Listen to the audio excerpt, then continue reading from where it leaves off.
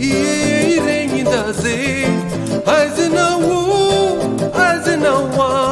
famyandenawa Renin-jaza aizinawo aizinawa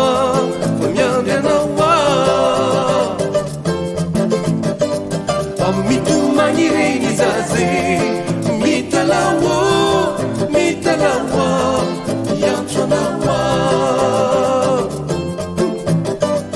Amitumani Renin-jaza mitalawo mitalawa miantonawa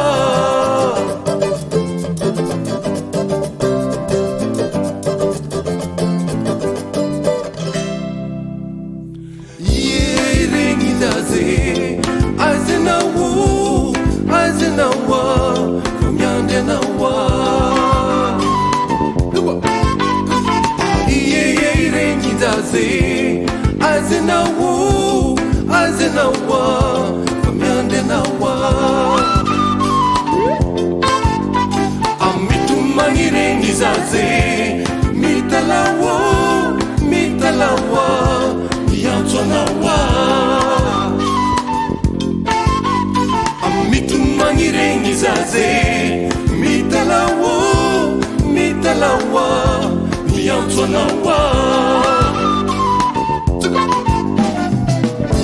Mame mame mame sana kau tsy matory Mame mame mame sana kau tsy aditra Mame mame mame sana kau mbola hely Mame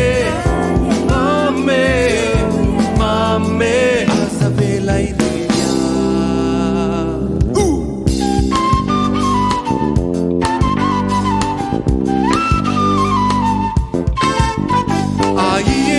Renin-jaza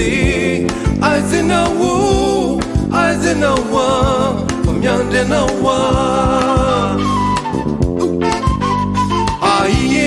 Renin-jaza aizinawo aizinawa famyandenawa Tsy hitomagny Renin-jaza ratongenawo tongenawa ampilalawa